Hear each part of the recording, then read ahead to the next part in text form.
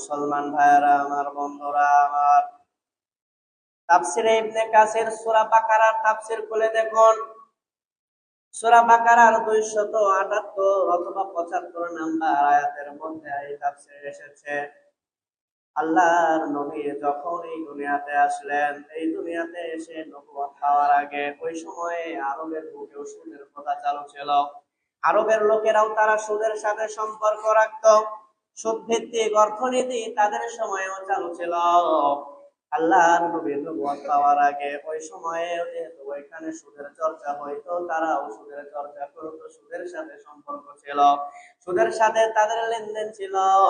ওই সময়ে আল্লাহর নবীর অনেক সাহাবারা তারাও সুদের সাথে সম্পর্ক রাখতো। যখন ইসলাম আসে নাই, ইসলাম যখন চলে আসলো, ইসলাম চলে আসার পর আল্লাহর অনেক বান্দা তারা ইসলাম গ্রহণ করে নেয়, কালেমা গ্রহণ করে নেয়। কালেমা গ্রহণ করে নেয়া ওই সময়েও কিছু কিছু মানুষের সুদের সম্পর্ক অনেক বাকি ছিল। ওই সময়ে দুইটা গোত্র ছিল, একটা গোত্রের নাম ছিল বনি মুগিরা, আর একটা গোত্রের নাম ছিল বনু আমর। এই বনু আমর এবং এই বনু মুগিরা তারা পরস্পর সুদের লেনদেন করত। যখন তারা ইসলাম গ্রহণ করে নেয়, ইসলাম গ্রহণ করে নেবার পর ওই সময়ে বনু মুগিরার কাছে বনু আমর যারা ছিল তাদের কিছু টাকা পাওনা ছিল, সুদের টাকা পাওনা ছিল। ওই সময়ে তারা গেল বনু মুগিরার কাছে, বনু মুগিরার কাছে গিয়ে বলল, তোমাদের কাছে আমাদের যে অর্থ পাওনা আছে তোমরা সেইটা ফেরত দিয়া দাও। এই কথা বলে যখন বনি মুগিরার কাছে বলল, বনি মুগিরা বলল, না না না, এখন তো এটা হতে পারে না, কারণ আমরা এখন মুসলমান, আমরা এক আল্লাহতে বিশ্বাস করেছি, আল্লাহকে আমরা মালিক বলে মেনেছি, আমরা এখন মুসলমান, আমরা ইসলাম গ্রহণ করেছি, এই পর্যায়ে আমাদের আর কোন সুদের সাথে লেনদেন থাকতে পারে না। সুবহানাল্লাহ। কিন্তু বনু আমর যারা ছিল তারা টাকা পাইত। এই বনু আমর গোত্রের লোকেরা তারা এই কথা মানতে চাইল না, তারা এই কথা মানতে রাজি হয় নাই। তারা পিড়াপিড়ি করতে লাগলো, না আমাদের টাকা তোমরা আমাদেরকে দিয়া দাও। দুই গোত্রের মধ্যে যখন ঝগড়া লেগে গেল, দুই গোত্রের মধ্যে ঝগড়া লেগে যাবার পর তারা চলে গেল আল্লাহর নবীর সাহাবী হযরত আত্তাব ইবনে উসাইদ রাদিয়াল্লাহু তাআলা আনহু। এই সাহাবীকে আল্লাহর নবী মক্কায় দায়িত্ব দিয়ে এসেছিলেন, আল্লাহর রাসূল ছিলেন ওই সময় মদিনায়। তারা গিয়ে আত্তাব ইবনে উসাইদের কাছে চলে গেল। বনি মুগিরা তারা অর্থ দিতে চায় না, আর বনু আমর যারা তারা টাকা পয়সা ছাড়তে চায় না। ওই সময় দিনার দিরহাম ছিল, তারা ছাড়তে নারাজ। তারা আত্তাব ইবনে উসাইদের কাছে চলে গেল। আত্তাব ইবনে উসাইদ আল্লাহর নবীর কাছে যখন এই খবর পাঠায়া দিল, এই খবর পাঠায়া দেবার পরে বনু মুগিরা বলতেছে, আমরা মুসলমান, আমাদের এখন সুদের সাথে কোনো সম্পর্ক থাকতে পারে না। কিন্তু বনু আমর তারা সুদের টাকা পয়সা ছাড়তে নারাজ, তারা ছাড়বে না।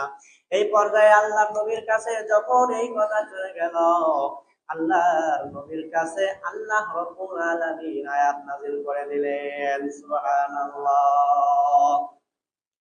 ইয়া আইয়ুহাল্লাযীনা আমানু তাকুল্লাহা ওয়া যারু মা বাকিয়া মিনার রিবা ইন কুনতুম মুমিনিন। মুসলমান ভাইরা আমার, বন্ধুরা আমার, বনু আমর এবং বনু মুগিরার যে সমস্যা আল্লাহর নবীর কাছে উত্থাপন করা হলো, আল্লাহর নবী ওই সময় তার নিজস্ব মন করা কোনো সমস্যা দেন নাই, কোনো সমাধান আল্লাহর নবী দেন নাই। তার ইচ্ছা মতো কোনো সমাধান আল্লাহর নবী কিন্তু দেন নাই, বরং আল্লাহর নবী আল্লাহর দিকে যখন মুক্তাজ হয়েছেন, রুজু করেছেন, আল্লাহ রাব্বুল আলামিন আয়াত নাযিল করে দিলেন, ও আমার ঈমানদার বান্দারা, তোমরা আল্লাহকে ভয় করো। কাকে ভয় করো? ধরে বলেন, কাকে ভয় করো? আল্লাহ রাব্বুল আলামিন সমাধান দেওয়ার আগে প্রথমে ঈমানদারদেরকে ডাক দিয়ে বললেন, ঈমানদারেরা, তোমরা আল্লাহকে ভয় করো, তোমরা আল্লাহকে ভয় করো। ওয়াজারু মা বাকিয়া মিনার রিবা, আর সুদের যেই টাকা আছে এই টাকা তোমরা ছেড়ে দাও।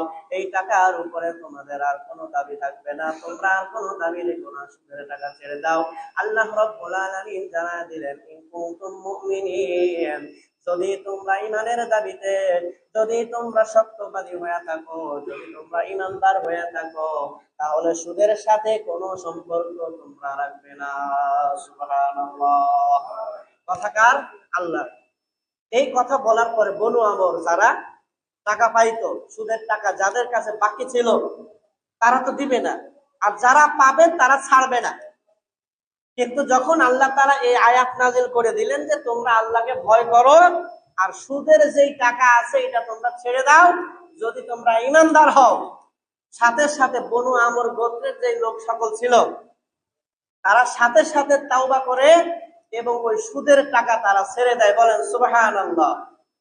এক্ষেত্রে কিন্তু তারা কোনো যুক্তি তর্ক স্থাপন করে নাই, কোনো যুক্তি তর্ক তারা পেশ করেন নাই। তাদের সামনে আল্লাহর আয়াত এসেছে, তারা সম্পর্ক ছেড়ে দিছে। তো আমরা শুধু এই একটা ক্ষেত্রে নয়, প্রত্যেকটা ক্ষেত্রে আমাদেরকে আল্লাহর বিধানই মানতে হবে, আল্লাহর রাসূলের বিধানই মানতে হবে। আল্লাহ তাআলা যা বলেছেন আমাদেরকে মানতে হবে, আল্লাহ তাআলা যা নিষেধ করেছেন আমাদেরকে ছাড়তে হবে। আল্লাহর রাসূল যা নিষেধ করেছেন আমাদের ছাড়তে হবে, আল্লাহর রাসূল যা করতে বলেছেন আমাদেরকে সেটা করতে হবে। তাহলেই আমরা যে মুমিন, আমরা যে মুসলমান, আমাদের এই দাবিটা পরিপূর্ণ থাকবে। আমরা সবাই এই কাজ যদি কারো